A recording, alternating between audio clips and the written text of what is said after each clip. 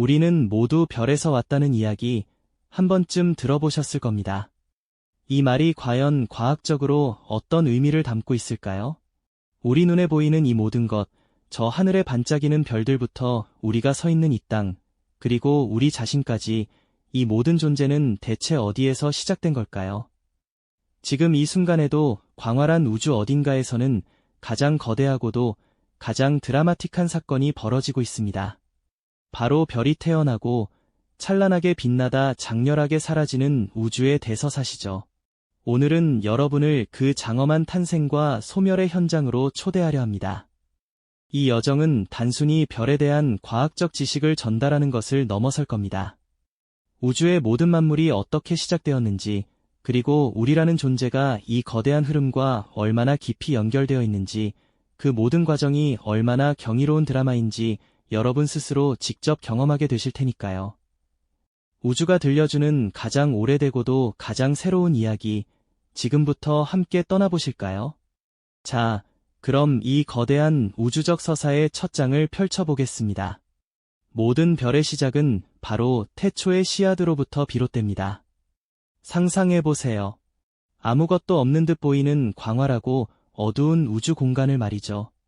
그곳에는 우리가 상상하기 어려울 정도로 광범위하게 흩뿌려진 물질들이 존재합니다. 주로 수소와 헬륨 같은 가벼운 원소들, 그리고 아주 미세한 먼지 입자들이죠.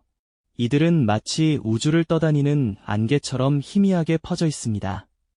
이처럼 드넓은 공간에 흩어져 있던 가스와 먼지 구름이 어떻게 하나의 찬란한 별이 될 수 있었을까요? 그 비밀은 바로 우주 만물을 지배하는 가장 근원적인 힘, 중력에 있습니다. 처음에는 아주 미약하고 불규칙한 밀도의 차이가 존재했을 겁니다. 어떤 지역은 다른 곳보다 아주 조금 더 많은 가스나 먼지를 가지고 있었겠죠. 이 미세한 차이가 중력의 씨앗이 됩니다. 아주 작은 중력이라도 주변의 다른 물질들을 끌어당기기 시작하고 이 과정이 마치 눈덩이가 굴러가듯 점점 더 가속화되는 겁니다.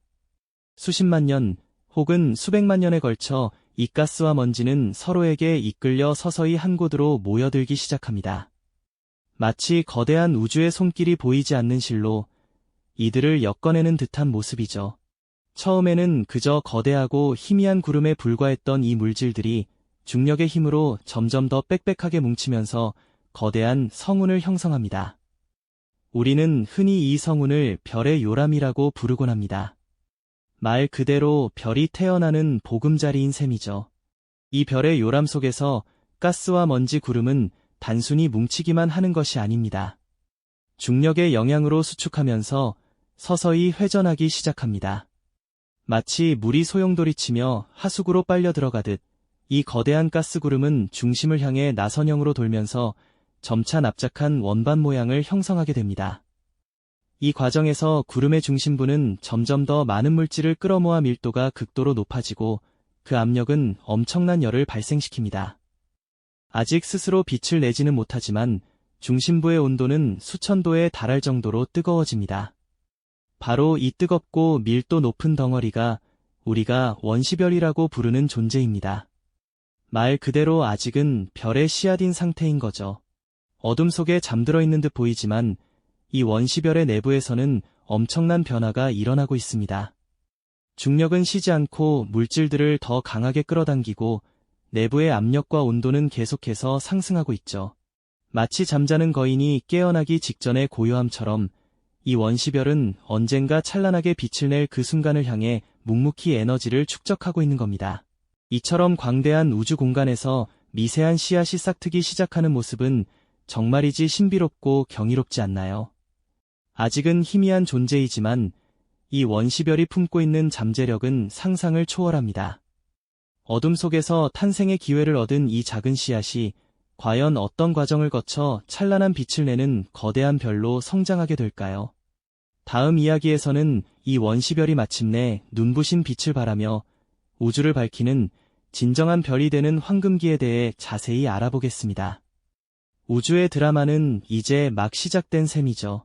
자, 그럼 어둠 속에서 고요히 에너지를 응축하던 원시별이 마침내 우주의 무대 위에서 찬란한 빛을 발하기 시작하는 순간으로 떠나볼까요?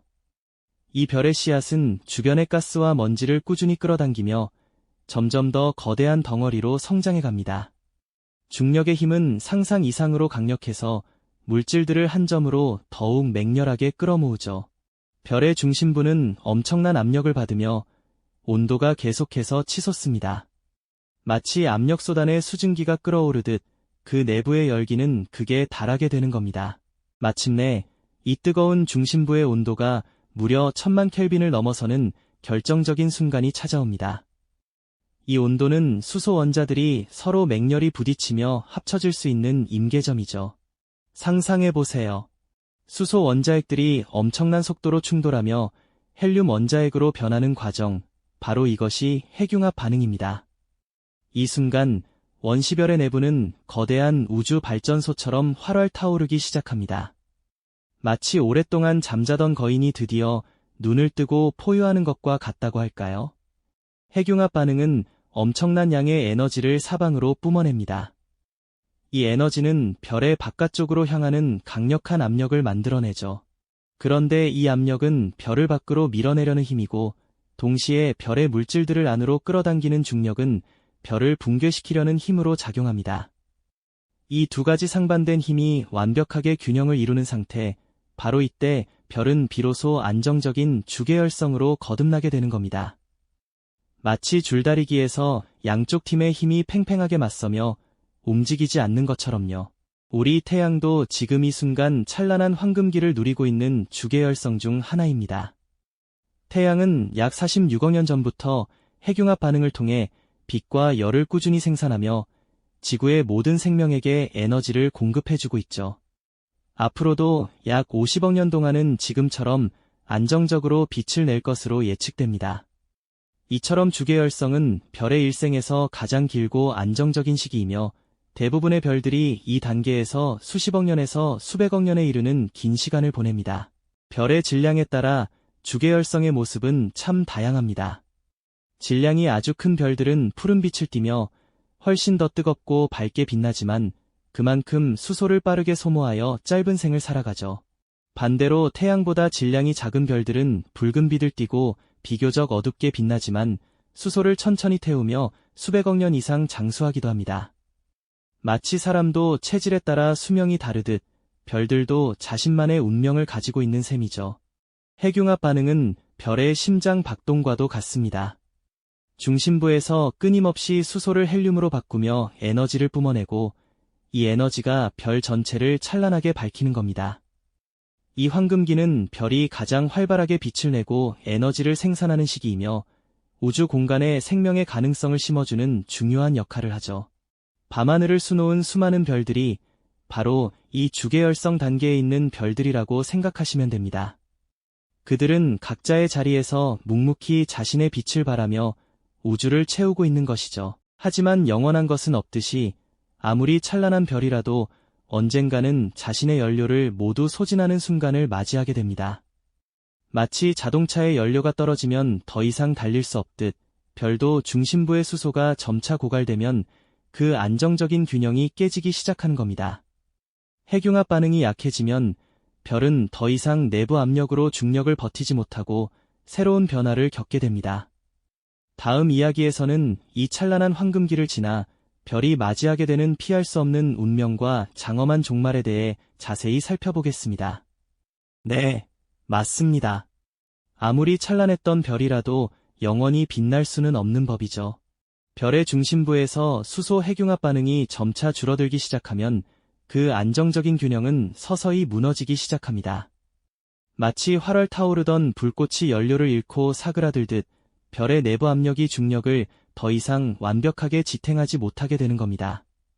이 순간 별은 한때 누렸던 황금기를 뒤로하고 피할 수 없는 운명의 전환점을 맞이하게 되죠.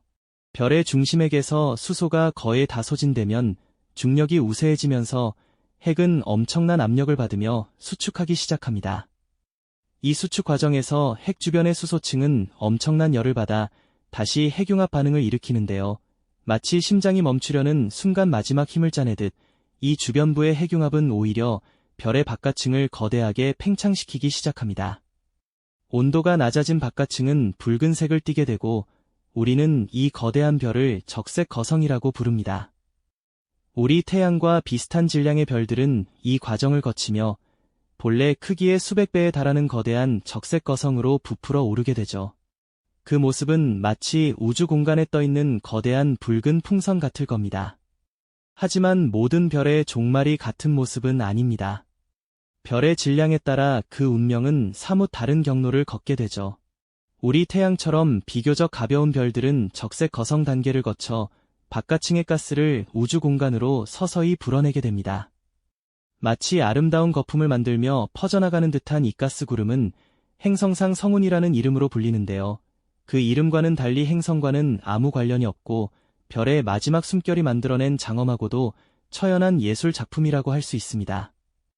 이 아름다운 빛의 커튼 뒤에는 별의 중심에 기었던 작고 뜨거운 백색 외성만이 남아 서서히 식어가는 긴 시간을 보내게 됩니다. 반면 태양보다 훨씬 무거운 별들의 종말은 훨씬 더 격렬하고 극적입니다. 이들은 수소를 다 태우고 나면 중심액에서 헬륨, 탄소, 산소, 그리고 규소와 같이 점점 더 무거운 원소들을 차례로 핵융합하며 새로운 에너지를 만들어냅니다. 마치 양파 껍질처럼 여러 층으로 이루어진 핵융합 반응이 별의 내부에서 끊임없이 이어지는 것이죠. 하지만 이 과정도 결국 한계에 다다르게 됩니다. 바로 철이라는 원소에 이르면 더 이상 핵융합을 통해 에너지를 만들어낼 수 없게 되기 때문입니다. 철을 핵융합하려면 오히려 에너지를 흡수해야 하는 역설적인 상황에 부딪히게 되는 겁니다. 이제 더 이상 버틸 힘이 없어진 별의 철핵은 중력을 이기지 못하고 순식간에 붕괴하기 시작합니다. 상상할 수 없을 정도로 빠르게 안으로 무너져 내리는 이 과정은 단 몇 초 만에 별 전체를 뒤흔들죠. 이 엄청난 붕괴는 엄청난 충격파를 만들어내고 별의 바깥층 물질들이 그 충격파에 의해 우주 공간으로 맹렬하게 터져나가는 대폭발을 일으킵니다. 이것이 바로 우주에서 가장 장엄하고 강력한 현상 중 하나인 초신성 폭발입니다. 초신성은 한순간 태양보다 수십억 배나 더 밝게 빛나며 은하 전체를 압도하는 빛을 뿜어냅니다. 이 초신성 폭발은 단순한 파괴를 넘어선 중요한 의미를 지닙니다. 폭발의 엄청난 에너지 속에서 금, 은, 우라늄과 같은 철보다 무거운 원소들이 새로이 만들어지고 이 모든 물질들은 우주 공간으로 흩뿌려지게 됩니다. 마치 거대한 우주적 씨앗을 뿌리듯 말이죠. 폭발 후 남은 잔해는 별의 질량에 따라 상상할 수 없을 정도로 밀도가 높은 중성자별이 되거나 심지어 모든 것을 빨아들이는 시공간의 구멍인 블랙홀로 변모하기도 합니다. 이처럼 별의 죽음은 단순한 소멸이 아니라 우주 만물의 근원을 만들어내는 거대한 창조의 과정이 되는 겁니다. 이 장엄한 파괴 속에서 우리는 우주의 불가피한 운명과 동시에 끝없는 순환의 신비를 엿볼 수 있게 되는 것이죠. 이 영상이 도움이 되셨다면 좋아요와 구독 부탁드립니다. 여러분의 응원이 제게 큰 힘이 됩니다. 다음 영상에서도 더 유용한 정보를 공유하겠습니다. 감사합니다.